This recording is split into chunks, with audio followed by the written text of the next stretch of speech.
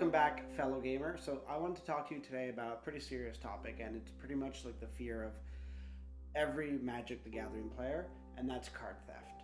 And I want to talk about ways in which you can help mitigate a card theft disaster. So what that means is that despite your best laid plans, it still might come to fruition that your cards are stolen through no fault of your own, whether it's a house burglary or a friend that's borrowing some cards and they have something stolen. There are certain ways that I've prepared myself in order to react to my cards being stolen, and I want to share those details with you, and hopefully that it can help you implement some of your strategies. You don't want to be left thinking, oh, I should have done this after the fact when it's far too late. While these cards might not find their way home, you can at least know that you've added those extra layers of protection and given yourself the chance to recover your cards. Personally, it's one of my biggest fears with Magic is that I just lose my binders. Here are some things that you can take action on right away. First thing is to build a contact list of stores in your area. Now, the amount of stores will pretty much be determined based on your own city or your own setting. If you live in a rural setting, maybe it's only one or two places, and if you live in a big metropolis, well, maybe you're going to have a list of a few dozen stores or even more. And the radius in which you build out that network will grow or shrink depending on the concentration of people. The idea here is to call each store on your list once you realize the cards have gone missing. The time it takes in order for you to research, call, maybe think up of more stores in the area can cost you valuable time. While you're searching through the yellow pages, if you still use the yellow pages, or on Google for the closest stores near you, the thief can already be at said store selling the cards and you'll have been too late. So having a list of cards and letting the people know, hey, my collection was stolen and I need this back ASAP, will help speed up that process by just banging out. And you can have your friends call or your family call other stores at the same time so you can quickly get the word out.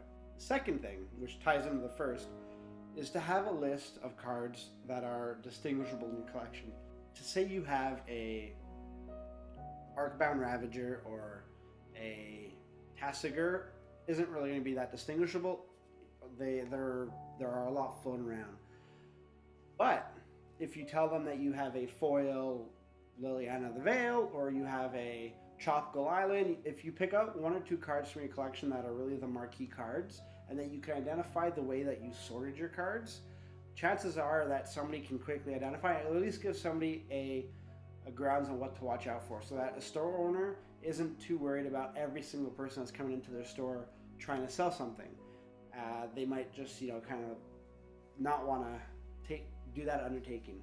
For example, my go-to cards are a Sliver Queen, which yes, there are a fair amount out, but it's a card that's hard enough to find, comparative to like an Arcbound Ravager from Modern Masters or a Tasigur, which is pretty recent.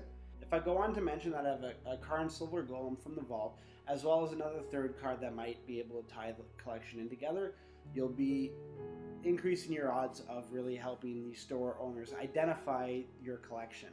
Now, this obviously is a lot easier with the more signature or marquee cards you have. Well, if you have a Judge foil, or they're all Judge foils, but a Judge El Shnorn, those are definitely identifiable cards. Well, what do you do if you don't have an identifiable card? If you have a small collection or you're a newer player into the game, which would make it harder for them to identify. Well, what I would like to do in that case, when I was at that stage, I would take a card that I would essentially just throw away anyways, a bulk common or uncommon, and I would alter it. And then that there becomes your marquee card, and you make sure you insert that with the rest of your cards. So as an example, I would take something like Reassembling Skeleton and draw a purple hood around it like Skeletor, so that you can say, well, there's a Reassembling Skeleton that has a mock-up looking like Skeletor, is altered to look a bit like Skeletor.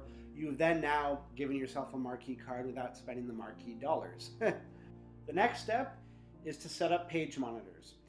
The idea here is to activate these page monitors quickly to filter through the local classifieds online the local online classifieds in your area.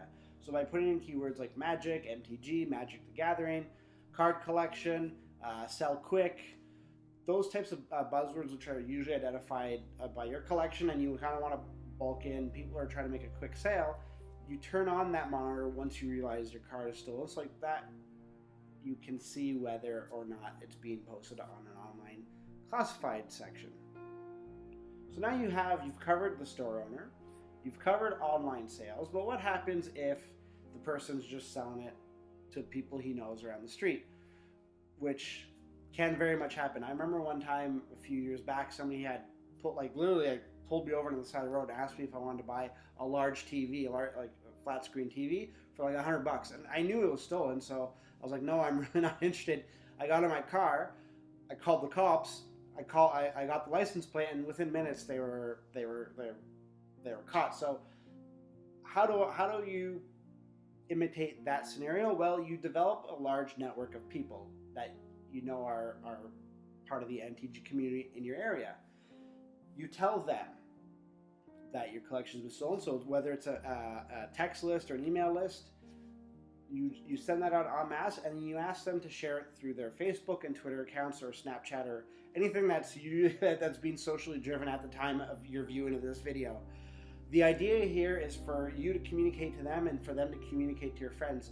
Now, while it's unlikely that a person would then sell the cards to somebody that your friends would know, you do help that situation out by getting the word out there.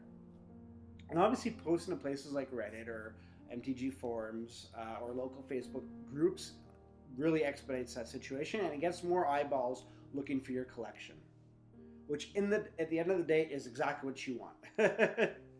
Now, the next thing that I like to do is, and I hope that my microphone, because my microphone doesn't really reach all the way, I'll have to get that done soon. I usually wear it here. So this is my regular binder that I hold my multicolored cards in. And so as I mentioned, Sliver Queen is one of my premier cards that I'll mention, but I'll get to that in a second. So as you can see, it's a run-of-the-mill binder, and it's by design. Because if you have a customizable binder that's really identifiable to you, that's probably one of the first things that somebody will chuck into the garbage when they want to go sell this at a local card store. So this here is a pretty run-of-the-mill binder. I've kept the actual paper inside of it for a reason. And that reason is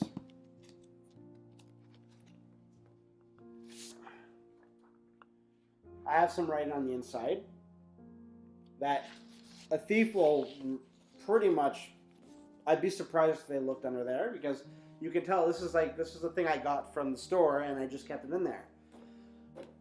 So there, it's another layer of, you can have somebody at the store that they're going to look inside that cover for some of your information.